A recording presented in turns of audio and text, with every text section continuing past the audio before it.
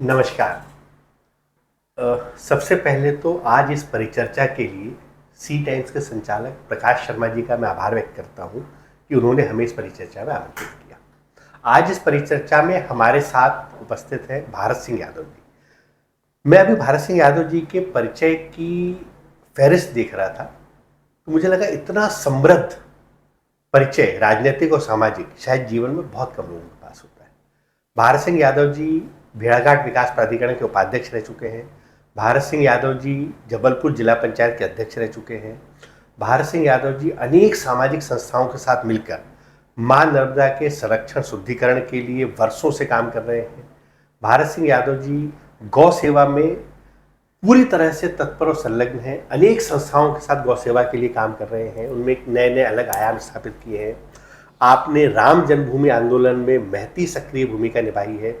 आपने urban land ceiling act में किसानों के लिए अनेक काम किए। आपने किसान मोर्चे के लिए किसान आंदोलन में अनेक काम किए। मां नर्मदा से लेकर गौ माता से लेकर किसानों से लेकर लगभग समाज के हर एक वर्ग के साथ कहीं ना कहीं भारत सिंह यादव जी का सीधा जुड़ाव रहा है और उनके लिए कहीं ना कहीं एक बड़ा संघर्ष भारत सिंह यादव जी ने किया हुआ है। भारत भाई का हम स्वागत करते हैं इस कार्यक्रम में। धन्यवाद। भारत सिंह यादव जी को आसपास के जो मित्र हैं, प्रेम करने वाले लोग हैं, वो बाबा भाई के नाम से भी जानते हैं। आप बाबा भाई के नाम से भी बड़े प्रसिद्ध हैं। भारत सिंह यादव जी से कुछ चर्चा शुरू करते हैं। सबसे पहले भारत सिंह यादव जी लगभग 38 वर्षों तक भारतीय जनता पार्टी में रहे। अलग अलग पदों में रहे, अलग अलग स्थानों पे काम किया, प्रदेश स्तर के संगठन में काम किया। भारत भैया, ऐसी क्या परिस्थिति बनी, ऐसे क्या हालात बने कि अचानक 38 वर्षों की तपस्या, 38 वर्ष बहुत लंबा समय होता है, 38 वर्षों की तपस्या के बाद उस पार्टी से अलग होना पड़ा या कहीं उस पार्टी से बाहर आना पड़ा, उस घर से बाहर आना पड़ा, शायद जो घर आपने स्वयं बनाया था। एक ऐसा वक्त था भारतीय जनता पार्टी का जब भारतीय जनता पार्टी में कार्यकर्ता नहीं होते थे। राम जन्मभूमि में आपके मुस्लिम क्षेत्र में लोग एकत्र करना बड़ा मुश्किल होता था। उस संघर्ष के दौर में भी आप भारतीय जनता पार्टी के साथ रहे, मजबूती से उसका हाथ और दामन थामा रहा। तो ऐसी क्या परिस्थितियां बनी कि आपको उससे बाहर आना पड़ा? देखिए, जब हम जिला पंचायत के अध्यक्ष थे उस समय विधानसभा का चुनाव आया और हमारे यहाँ पंडित सुशील तिवारी इंदु भैया को टिकट दी गई। क्योंकि इनका कार्यकाल हमने मंडी में भी देखा था, ये किसानों का शोषण करते थे। मंडी की दुकानों में भी अनियमितताएँ हुई अलॉटमेंट में, या आज उनके भाई खुलेआम बोल रहे हैं। हमने तो वहाँ मंडी में इनके खिलाफ पुतला दहन किया, दमोनाका में किया जब ये मंडी अध्यक्ष थे। आज बहुत लंबी लड़ाई के बाद 2012 और 13 के बाद आज उनके बड़े भैया भोपाल जाके परेशान हैं और चिल्लाते फिर रहे हैं और पूरा मीडिया और पूरा समाचार पत्र ये देख रहा है। वो चीज़ जब इनको टिकट मिली थी, जब हमने बोला था, हमने सोचा पार्टी ने कोई गलती हो गई सोचने समझने की, क्योंकि इनने 2 चुनाव में हम पंडित ओंकार तिवारी जी जो हमारे बीच आज नहीं हैं, जब भाग्य से आज उनका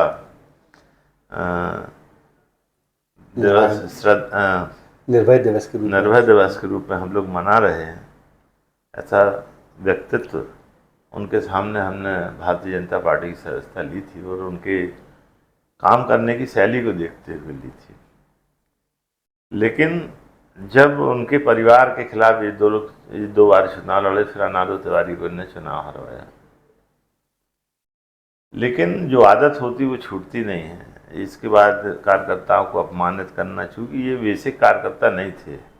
हम लोगों ने बड़ी मेहनत से कार्यकर्ता इकट्ठा किए थे। उस समय लड़ाई झगड़े भी होते थे। हमारे एक वार्ड अध्यक्ष शंभू पासी था, आधार ताल शास्त्री वार्ड का, उसकी हत्या भी हुई थी। इतना मतलब उस समय पे दबाव था। ऐसे अवसरों से हम लोग लड़ते जूझते हुए पार्टी को के साथ चले। वही चीज़ें, अभद्रता, किसी को लूप लाइन में डालना, मंडल अध्यक्षों को ये कहना, हमारे अमखेरा में बैठ के हम लोगों की उपेक्षा होती थी। ये मनमर्जी और हिटलर शाही से पार्टी को चलाना चाहते थे। जब हमारे सीनियर कार्यकर्ताओं का अपमान हुआ तो हमें ऐसा लगा कि ये अच्छी बात नहीं है। दूसरी बार जब इनके टिकट का आया तो हमने उसका विरोध किया। विरोध करने के बाद भी जब पार्टी के सभी नेताओं को हम लोगों ने कहा किसी वार्ड अध्यक्ष को भी आप टिकट दे दो, हम लोग सब मिलकर उनको जिताएंगे, लेकिन वो हमारी बात नहीं मानेंगे। जब तक हमारे आज उनके बड़े भैया खुद कह रहे हैं कि वो दूसरा चुनाव अनाप शनाप पैसे से जीते हैं, उस समय उनके बड़े भाई साहब उनके साथ थे और निश्चित तौर पर पैसे का बड़ा दुरुपयोग हुआ। हमें पार्टी छोड़ना पड़ी क्योंकि कार्यकर्ता जिसके लिए हम, एक कार्यकर्ता हमारा सारणी चला गया था पनागर का, हम कश्यप जी के पास उस समय गाड़ियाँ नहीं होती थी, एक टूटी जीप से हम लोग उस कार्यकर्ता गंगाराम पटेल को लाए थे और हम उस समय पे भेड़ाघाट प्राधिकरण के उपाध्यक्ष थे, हमने वहाँ उसको लगवाया था। ऐसे हम लोगों ने एक एक कार्यकर्ता के लिए इतनी मेहनत की। जब हमारे कार्यकर्ता का अपमान होता था तो हमारा बड़ी तकलीफ होती थी। हमने नीचे स्तर से लेकर पूरे प्रदेश संगठन, राष्ट्रीय संगठन, सब जगह अपनी बात रखी कि इन्हें अन्य जगह ले जाएं आप हमारे विधानसभा से, क्योंकि वो हमारा कर्म क्षेत्र है, कार्य क्षेत्र है और कोई विवाद बने, इससे अच्छा कि हम ये चाहते थे यहाँ पर पार्टी इनको दूसरी जगह शिफ्ट कर दे। लेकिन पार्टी भी अति उत्साह में थी और ऐसे लोगों को बढ़ावा दे रही थी और उसका ये परिणाम हुआ कि हम महाकौशल हारे। एक सीट तो पैसे की ताकत पे आपने जीत ली और हमारे संगठन को भी क्षति हुई और सरकार नहीं बन पाई। तो मतलब ऐसा मान लें कि आपकी भारतीय जनता पार्टी से कोई नाराजगी नहीं है, केवल एक व्यक्ति विशेष से नाराजगी है, या भारतीय जनता पार्टी की एक पर्टिकुलर काम से आपकी नाराजगी है कि एक व्यक्ति विशेष को उन्होंने टिकट दी? अब उस समय तक तो ऐसे ही था, लेकिन अभी जिस तरीके का अधिकारियों को, कर्मचारियों को भ्रष्टाचार जिस तरीके से बढ़ रहा है, कहीं ना कहीं ये दुखद है कि आज हर काम में पैसे लिए जा रहे हैं, झूठे प्रकरण दर्ज हो रहे हैं। ये हमारे जनप्रतिनिधि लोगों के संरक्षण में आई गंदे काम हो रहे हैं क्षेत्रों में। हम थाने गए एक बार, हमने कहा कि हमारे अमखेरा में कभी सट्टा वट्टा जुआ नहीं होता था, ये बंद होना चाहिए। तो टीआई ने बड़े मजबूरी से ये कहा कि भैया हम लोग नौकरी कर लेने दो। हम वापस आ गए। तो हम बच्चों को संस्कार न दे के, उन्हें रोजी रोटी की व्यवस्था, उन्हें अच्छी शिक्षा के बारे में न सोच के, हम इन कामों में लगा के एक ऐसा गिरोह तैयार करने में हमारे जनप्रतिनिधि लग गए थे कि बड़ा दुख होता था देख के कि ऐसी पार्टी के लिए हमने अपना जीवन और 38 साल जब हम 10वीं में थे और तब से लेके आज तक का हमने कुर्बान कर दिया। बात ये बीजेपी ऐसा मान सकते थोड़ी देर कि आपने छोड़ दी, कांग्रेस अभी आप गए नहीं हैं जी। तो वर्तमान में आप हैं कहाँ, किस दल में हैं, किस विचारधारा के साथ हैं, किस स्थान पर? देखिए, हम तो बुराई के खिलाफ लड़ रहे हैं, भ्रष्टाचार के खिलाफ लड़ रहे हैं और हमारी ये जीवन लड़ाई चलेगी। हम जब युवा थे तब भी हमारा ये नेचर में था, हम गलत चीज़ों को बर्दाश्त नहीं कर पाते थे, उसका हमको खामियाजा भी भोगना पड़ रहा है और आज भी हम भोग रहे हैं।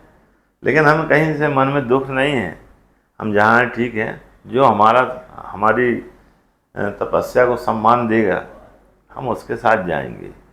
अगर जिसको हमारी ज़रूरत हो, हमारे को यदि वो सम्मान से बुलाते हैं, हम उनके साथ जाएंगे। भाभी, आपने अनेक सामाजिक विषयों पर भी बहुत सारी लड़ाई लड़ी, जैसे आपने अर्बन लैंड सीलिंग एक्ट के लिए भी लड़ाई लड़ी, किसान मोर्चे के लिए भी लड़ाई लड़ी, मां नर्मदा के लिए भी लड़ाई लड़ी। कहीं ना कहीं आप भारतीय जनता पार्टी में होते हुए भी, और बहुत बार भारतीय जनता पार्टी की सरकार भी होती थी, फिर भी आप इन सब आंदोलनों में खड़े हो जाते थे। हमने आपको बताया कि हमारा नेचर विद्रोही था, जहाँ भी हमको गलत लगता था। आज भी हम अभी जब भी सत्ता में थे तो नर्मदा मिशन का जब आंदोलन चला मां नर्मदा के संरक्षण के लिए, हमने जिला पंचायत के माध्यम से करीब 2.5 लाख वृक्षों का और फलदार वृक्षों का रोपण किया ताकि हमारे जो सरपंच हैं वो उनकी व्यवस्थाओं के लिए कभी हाथ न पसारें। पहले हमारे पास कोई व्यवस्था नहीं थी।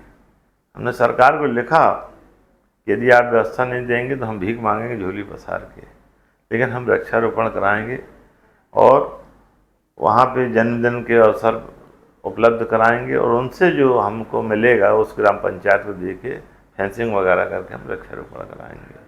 लेकिन माँ नर्मदा की ऐसी असीम कृपा हुई कि उनने नर्मदा तट के लिए इस छूट को दिया कि आप 10 लाख रुपए तक फेंसिंग और वृक्षारोपण पे खर्च कर सकते हैं पाँचीगढ़ पे। इसके माध्यम से हमारे नर्मदा तट की जो 42 ग्राम पंचायतें थी, हमने पूरी तन्मयता से कई ग्राम पंचायतों में 50-50 एकड़ में हमने प्लांटेशन हुआ है हमारे समय पे। और हम अभी एक छरुगा घाट गए थे तो वहाँ महाराज जी वगैरह हैं, उन लोगों ने वृक्षों को संरक्षित किया है। उन्होंने बड़े बड़े आंवला रख दिए थे हमारे गाड़ी पे 2 बोरी। हमने महाराज जी ये क्या कर रहे हैं? बोले ये आपकी लगाए फल है। हमने उनसे आग्रह किया था कि हम आपका आशीर्वाद है हमारे ऊपर, आप लोगों को आशीर्वाद दे दें, प्रसन्नता जाहिर कर दें, यही बहुत है। लेकिन वो नहीं माने। फिर 2 बोरी हम आंवला लाए थे। तो आज हमारे लगाए हुए वृक्ष फल रहे हैं। कुछ लोगों ने जैसे ही हम हटे उसको ख़राब कर दिया। हमने नर्मदा तट की उस तरफ जो हमारा जिला पंचायत का क्षेत्र था उस पर भी बहुत करीब 149 एकड़ पर वृक्षारोपण करवाया था। लेकिन जब हम जिला योजना में से जब हमको पता चला कि हमारे CF साहब ने उसमें से जो इंजन लग के पानी सिंचाई होती थी वो निकलवा दिए हैं और वृक्षारोपण को लेकर बैठक हो रही थी। हमारे माननीय गौरी शंकर जी विसेन मंत्री उसके अध्यक्ष थे, जिला प्रभारी थे। हमने CF साहब से कहा कि आप ये बताओ, आपको मालूम है कि जो वृक्षारोपण हुआ है उसकी सिंचाई आपने गर्मी में बंद करा दी? बोले नहीं। हमने कहा इसको आप पता करो और जो पुराने झाड़ हैं उनको पहले संरक्षित किया जाए, सरकार का पैसा ऐसा बर्बाद मत किया जाए। और ये हमारे प्रकृति के प्रति शुरू से हमारा थोड़ा रुझान था। जब हम 92 में भेड़ा घाट प्राधिकरण के वाइस चेयरमैन थे साडा में, तब भी हम लोगों ने हमारे अध्यक्ष थे स्वर्गीय भूपेन्द्र दुबे जी, उनके नेतृत्व में अनेक ऐसे स्थानों का हम लोगों ने खोजबीन की थी। बादल महल और गुलाब पार्क, एक हमने जू तैयार किया था जिसमें तेंदुए के बच्चे निभौरी छत्तरपुर से हमारे कपिल साहब पकड़ के लाए थे और उनको बोतलों से दूध पिला पिला के बड़ा किया था। छिकरा और हिरन, बदक तो हम लोगों ने खरीद के भी कुछ पशु पक्षी वहाँ छोड़े थे और हम अपने अमखेरा से झाड़ पेड़ ले जाके लगवाते थे। तो हम लोगों का कुछ ऐसा नेचर रहा है कि हमारा प्रकृति के प्रति रुझान रहा है। बात भी है, प्रकृति के प्रति प्रेम, प्रकृति संरक्षण संवर्धन के प्रयास, गौ माता के प्रति प्रेम, असहाय बच्चों के प्रति प्रेम, चाहे कोरोना काल में लोगों को भोजन व्यवस्था उपलब्ध कराना हो, उनकी सेवा कराना हो, ये आपके व्यक्तित्व का एक मार्मिक पहलू दिखाता है। लेकिन वहीं आपके व्यक्तित्व का एक विद्रोही पहलू भी दिखाता है जी। हर जगह खड़े होकर के संघर्ष करना, लड़ना, सरकारों के खिलाफ लड़ना, खुद के नुकसान की परवाह किए बिना भी लड़ना। जी। तो असल भारत सिंह यादव कौन है, विद्रोही या मार्मिक? देखिए, जैसे हमारे जो गुरुजी थे वो परम सिद्धे प्रातः स्मरण स्वरूपानंद जी महाराज थे।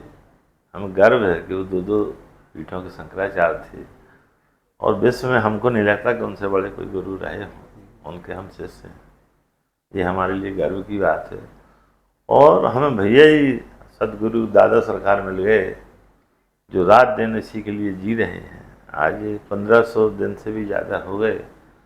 उन्होंने नर्मदा जल की जो ताकत दिखाई है कि ये माँ नर्मदा के जल में इतनी बड़ी ताकत है, और उनके जो बताए और उनके जो प्रवचन होते थे उसमें से कुछ हमको सीखने मिला।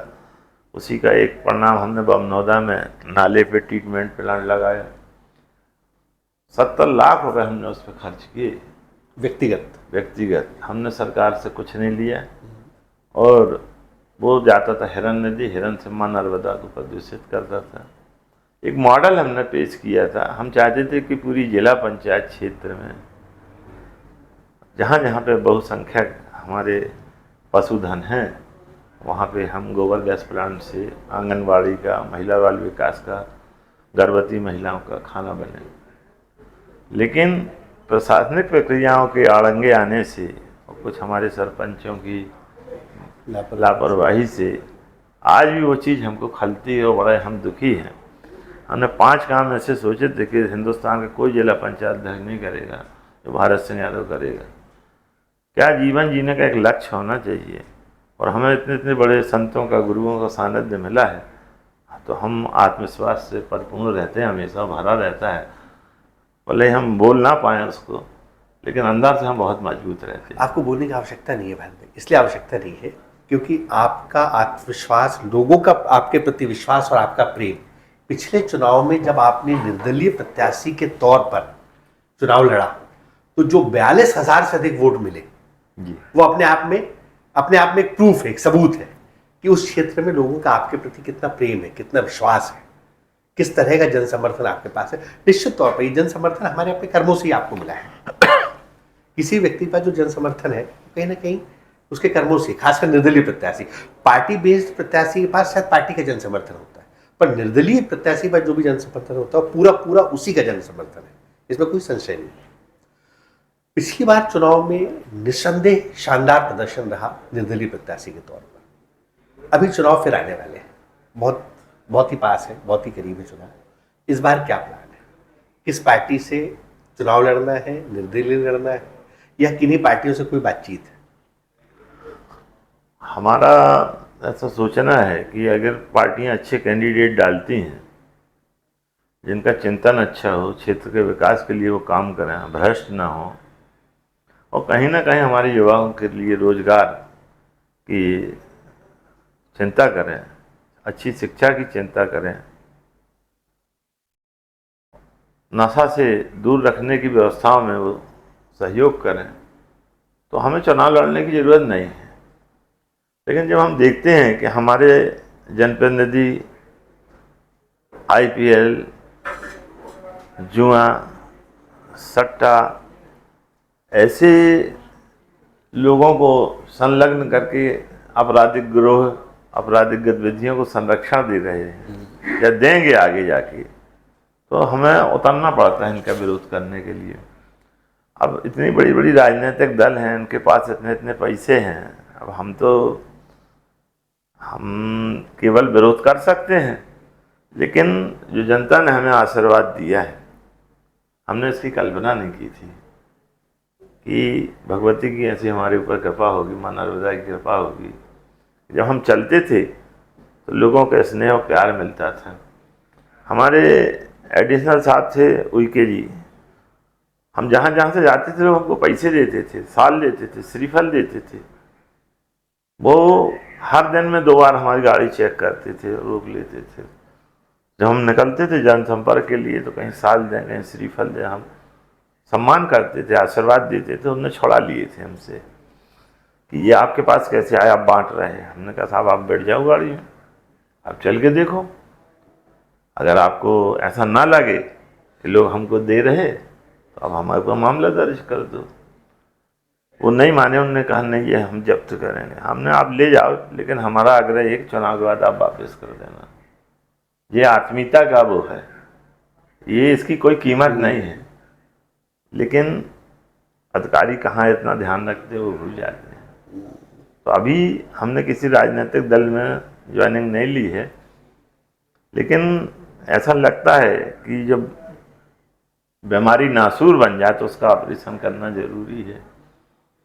तो अब चूंकि हमारे यहाँ जो भ्रष्टाचार के मामले चल रहे हैं, PDS का मामला, गरीबों की राशन का मामला है, राशन वालों की ये स्थिति हो गई है, वो अपनी बात बोल नहीं सकते। हर कोटा में उनको 2.5 कुंटल कम मिलता है। हमने कई बार डांटा उनको, तो वो बोलते भैया ये बता हमको कम मिला, हम कैसे दे दें।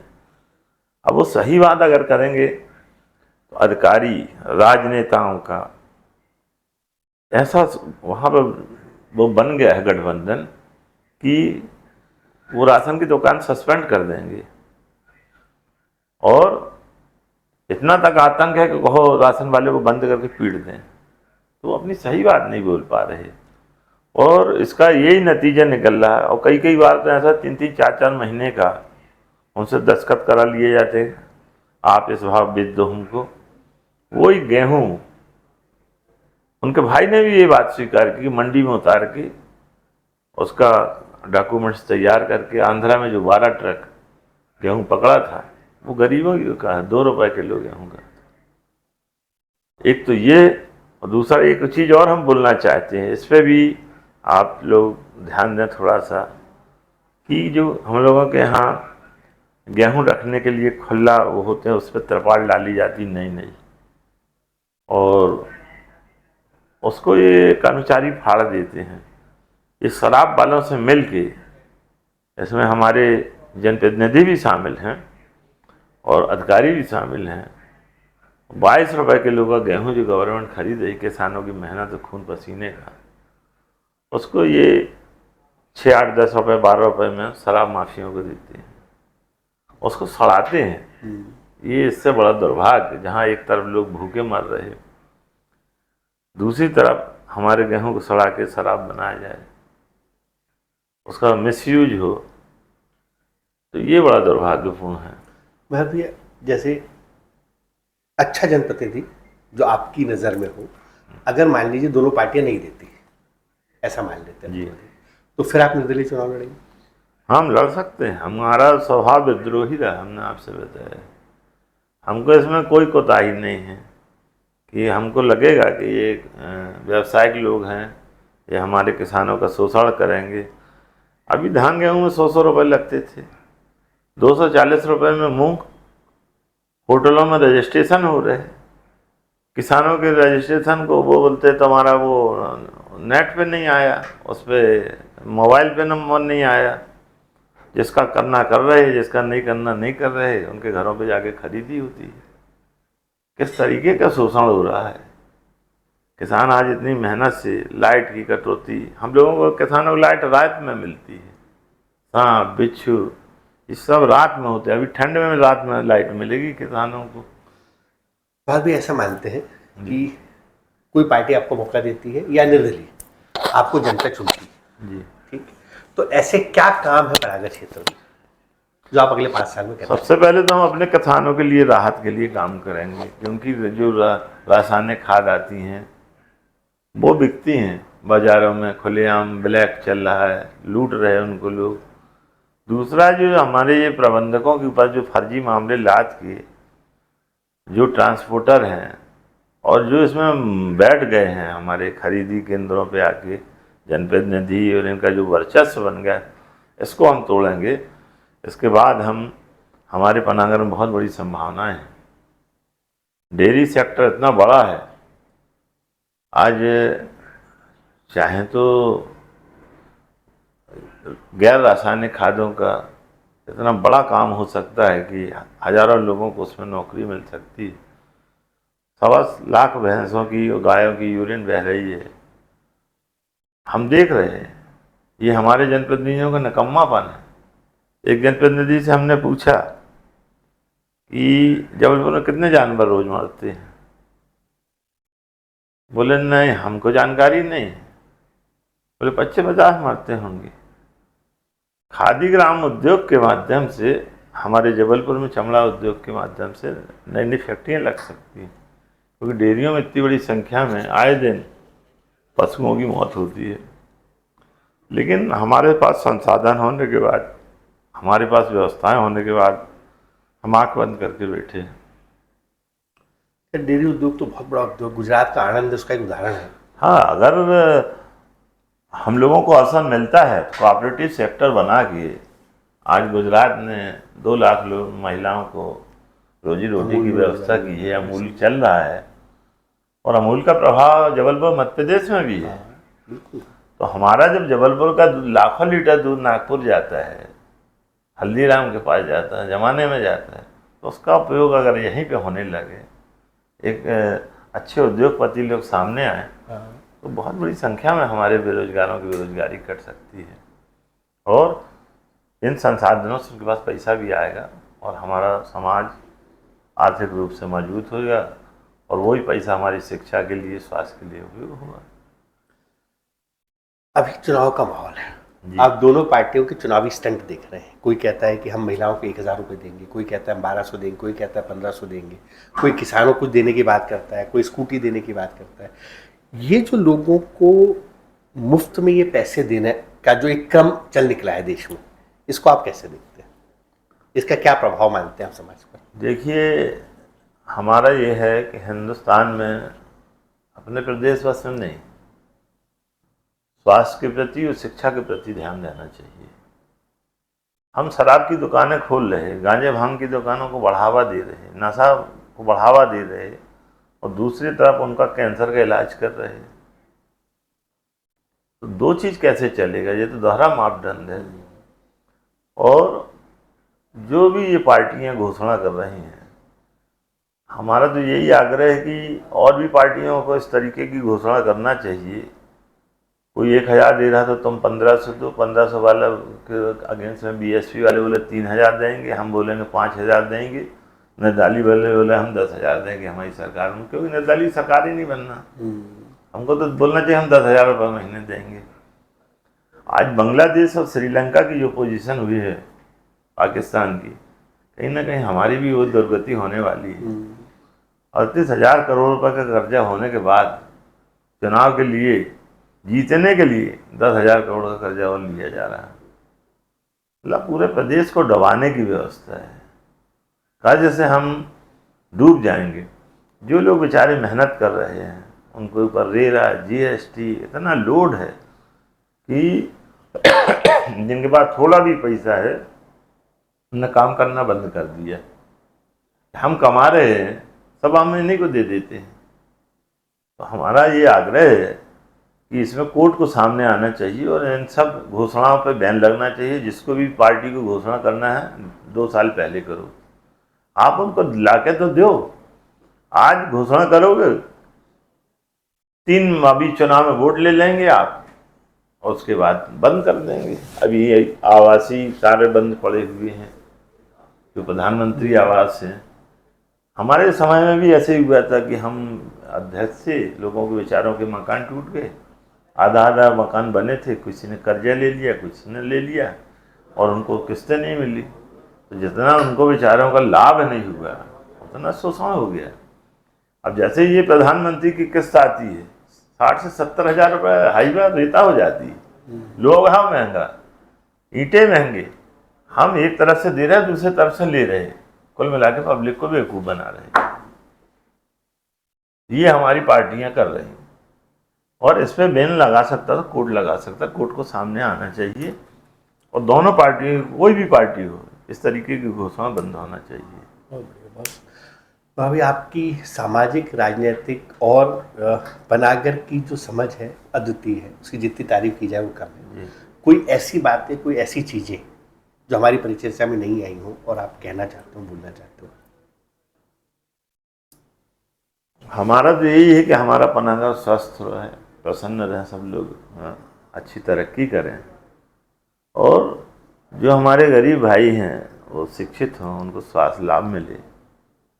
और आज जिस तरीके से जनप्रतिनिधि अपमानित कर रहे हैं, जनता को ऐसा व्यवहार एक बार उनको भी दिखाना चाहिए। उनकी ताकत होती है वोट, वोट को बेचे ना, वो वोट की ताकत को दिखा के एक बार इनको जमीन पे लाएं। आज पूरे में कुछ जनप्रतिनिधि चिल्लाते थे कि हम 5 करोड़ की टिकट लाए, खरीद के लाए हैं। कई नेताओं को भी नाम लिए उनने, कहीं ना कहीं इससे हमारी पार्टी भी बदनाम होती है और उन नेताओं का तो चरित्र उजागर कर ही रहे हैं।